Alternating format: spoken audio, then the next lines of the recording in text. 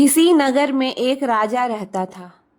राजा बूढ़ा होने को आ गए, पर उनको कोई बेटा ना हुआ। सिर्फ एक बेटी थी। राजा को बहुत चिंता होने लगी कि अब मेरा इतना बड़ा साम्राज्य कैसे संभलेगा, इसकी देखभाल कौन कर पाएगा।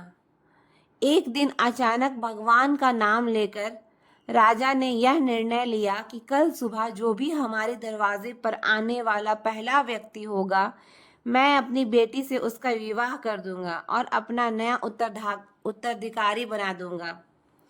अगले दिन सुबह सुबह एक फटी पुरानी कमीज पहने एक लड़का दरवाजे पर दस्तक देता है। राजा ने प्रभु की इच्छा समझकर अपने निर्णय के अनुसार अपनी बेटी की शादी उस लड़के के साथ कर देता है और अपना सारा राजपाट उसे देकर पहाड़ों पर संन्यास को चला जाता है। अब ये नया राजा राजपाट के बारे में जानकारी इकट्ठा करने की कोशिश करता है। राज्य कैसे संभालना है, युद्ध में कैसे जाना है, क्या तैयारी होनी चाहिए ताकि बहुत अच्छा राजा साबित हो। उसने अलग अलग काम अपने अलग अलग मंत्रियों को दे रखा था, जैसे राजकोष वित्त मंत्री को, सेना की बागडोर सेनापति को और ऐसे ही अन्य कई मंत्रियों को अपने अपने मंत्रिमंडल में शामिल कर रखा था। नए राजा के संचालन में राज्य बहुत बढ़िया से चल रहा था। सारी प्रजा पुराने राजा की बहुत तारीफ कर रही थी कि क्या राजा चुना है महाराज ने। समस्त प्रजा के हमदर्द बनकर सदैव खड़े रहते हैं।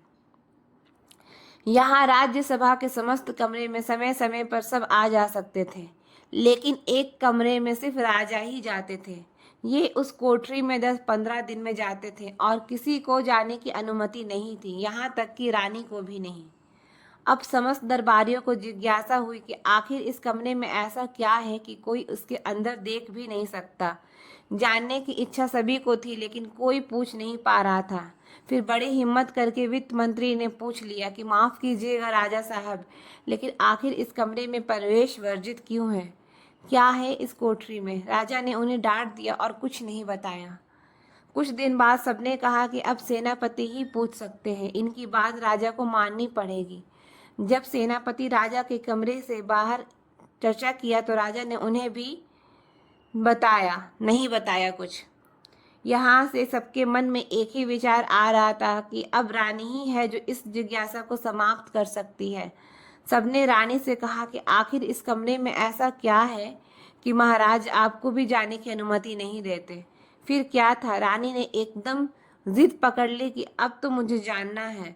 राजा के बहुत समझाने के बावजूद भी जब रानी नहीं मानी तो राजा उन्हें ले गए और कमरे का दरवाज़ा खोला। देखा तो उसमें कुछ भी नहीं था, एक फटी कमीज और कुछ फटे कपड़े टंगे थे।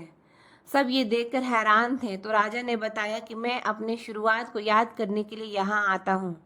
मुझे जब कभी अहंकार हो जाता है कि मैं राजा हूँ, मैं इस राज्य का सम्राट हूँ, मैं ही सबसे बढ़िया हूँ, तो यहाँ आ जाता हूँ। आधे घंटे बैठा रहता हूँ, अपने शुरुआत को याद करता हूँ और अपने आप को बताता हूँ कि मैं ये नहीं, यही था, यही मेरी शुरुआत थी। वो तो पुराने महाराज का शुक्र मनाओ कि मुझे राजा बना दिया। थोड़ी देर के बाद जब अहंकार टूट जाता है तो साफ और सच्चे मन से बाहर आ जाता हूँ और अपने प्रजा की सेवा में लग जाता हूँ। यह एक राजा की अद्भुत कहानी हमें बताती है कि अगर जिंदगी में कभी आपको ईगो आ जाए, आप अपने को बेस्ट मानने लगो, आपको लगता है कि मेरे जैसा तो कोई है ही नहीं, तो अपने शुरुआत को याद करिए, अपने स्ट्रगल वाली पुरानी ज़िंदगी को याद करिए। आप सरल होने लगेंगे, विनम्र होने लगेंगे, ज़मीन से जुड़ा हुआ महसूस करने लगेंगे। इसलिए कहा जाता है कि पैसा इंसान को ऊपर ले जाता है, इंसान पैसा को कभी ऊपर नहीं ले जा पाता।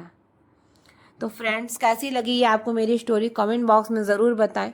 और अगर ये मेरी स्टोरी आपको पसंद आती है तो मेरे चैनल को लाइक करें, सब्सक्राइब करें, न्यू है तो बेल आइकन प्रेस करें ताकि मेरे वीडियो का नोटिफिकेशन सबसे पहले आप तक पहुंच सके।